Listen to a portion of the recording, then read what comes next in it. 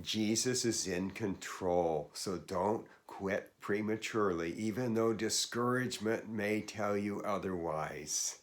You know, I pastored for a good 10 years in one particular church when I became discouraged, and my wife was discouraged too, and we were ready to quit. I was ready to resign. And I went to a pastor friend and ran it by him, and he basically said, no, that would be premature. And so I went back and said, God, I don't understand why. I'm really confounded here, but I'm going to accept this as your will. I'm going to believe that you are teaching me endurance and you are developing my character through this. And I didn't resign. Welcome to Truth Talk with Ed Skipper, published every Monday and Thursday at 6 a.m. Pacific time. It is taking the truth of the Bible and applying it to your daily living. Hebrews chapter 12, verses 2 and 3. Let us fix our eyes on Jesus, the author and perfecter of our faith, who for the joy set before him endured the cross, scorning its shame, and sat down at the right hand of the throne of God. Consider him who endured such opposition from sinful men, so that you will not grow weary and lose heart. Jesus sat down at the right hand of the throne of God, the place of authority. He is directing things. Here is a great discouragement buster. Jesus is in control. You know, back in China in the 1950s, it sure didn't appear that Jesus was in control of what was going on there. China decided that they were going to abolish Christianity from China. One of the things that they did was they said, no more foreign missionaries coming in.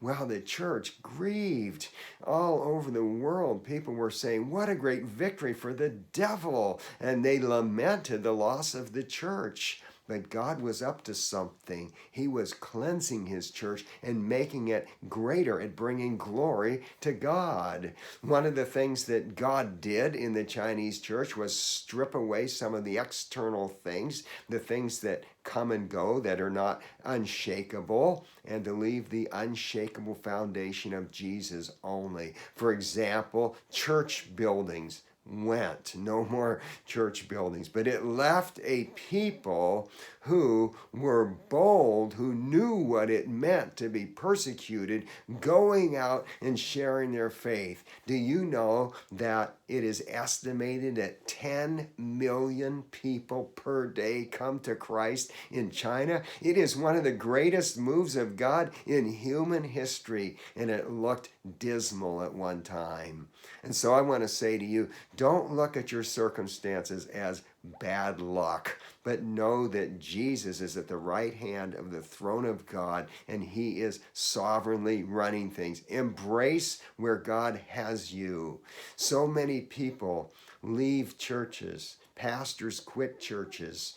People leave their job. People walk away from their marriage. People quit school and such things because it is painful and they are discouraged. Before you quit the situation that you're in, make sure that you said to the Lord, Lord, I am willing to stay. Whatever your will is, that's what I want. And know that Jesus is in a position of authority directing your life. Now, on another discouragement buster, I made a recent video. It's episode 169, the top reason I don't lose heart. Episode 169. I will, for those of you that are watching on YouTube, leave a link in the description. And for you that are watching on YouTube, make sure that you subscribe and hit that bell. And until next time, may the Lord give you great endurance and perseverance,